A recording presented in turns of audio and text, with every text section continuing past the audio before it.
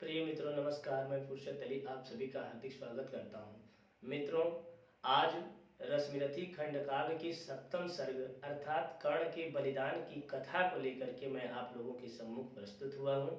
मित्रों, यह परीक्षा में कई बार प्रश्न आ चुका है, या यूं कहें कि हर दूसरे हर तीसरे साल किसी न किसी सेट में यह रश्मिरथी खंडकाव्य की सप्तम सर्ग की कथा अर्थात कर्ण के बलिदान की कथा आता ही रहता है।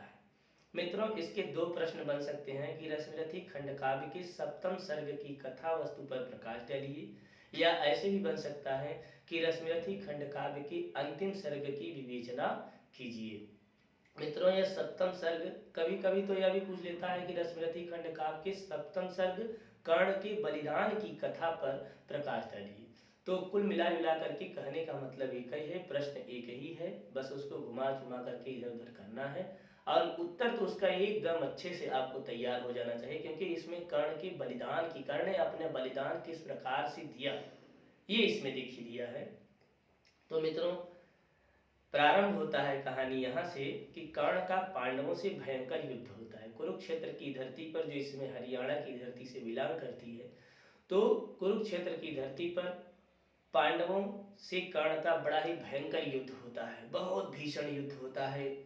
वह युद्ध में अन्य सभी पांडवों को पराजित कर देता है। कर्ण जो है युद्ध में सभी पांडवों को पराजित कर देता है, परंतु माता कुंती को दिए हुए वचन का उसे स्मरण कर सबको छोड़ देता है।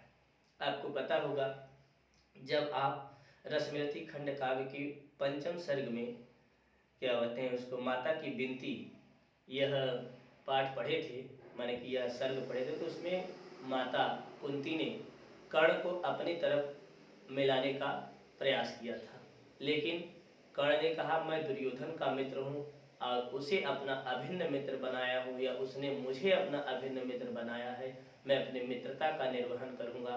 तुम 5 पांडवों की माता रहोगी, जाओ मैं तुम्हें यह जो है कि वचन देता हूँ कि तुम्हारे अर्जुन को छोड़ करके बाकी किसी पुत्रों का मैं वध नहीं करूँगा।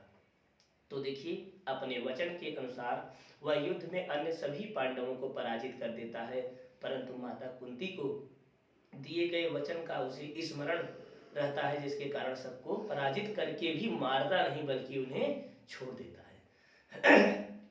कर्ण और अर्जुन आमने सामने हैं। अब देखिए, बात जब अर्जुन की आती है तो कर्ण युधिष्ठिर जो है आमने सामने हैं।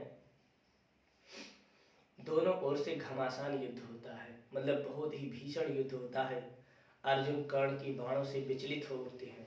कर्ण इतने भयंकर अस्त्रों का प्रयोग करता है कि अर्जुन भी जो है विचलित हो जाते हैं। और आगे देखिए लिखा है, एक बार तो वह मूर्छित भी हो जाते हैं। कर्ण ने एक ऐसा बाण चलाया जिससे अर्जुन मूर्छित भी हो जाते हैं। तभी कर्ण के रथ का पहिया जो है, और जब इतने बहुत भयंकर युद्ध होने लगा, तभी कर्ण का पहिया अचानक जो है, रथ का पहिया था वो कीचड़ में फंस जाता है। कर्ण रथ से नीचे उतर करके अपने रथ के पहिए को अपने हाथ से निकालना चाहता है कि इसी समय भगवान श्री कृष्ण अर्जुन को कर्ण पर बाण चलाने के लिए आदेश दे देते हैं। मित्रों, साम दाम दंड भेद ये नीति युद्ध में अपनाई जाती है, जिसका यहाँ पर भगवान श्री कृष्ण एक चौचक उदाहरण है। उन्होंने अर्जुन को कर्ण पर, निहत्थे कर्ण पर अर्जुन को बाण चलाने के लिए आदेश दे दिया।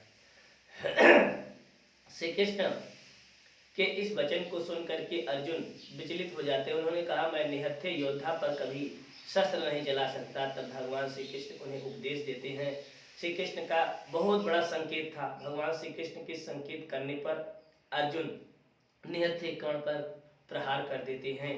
कर्ण की वहीं पर मृत्यु हो जाती है, परंतु वास्तव में नैतिकता की दृष्टि से तो कर्ण ही विजयी रहता है, क्योंकि निहत्थे कर्ण पर अर्जुन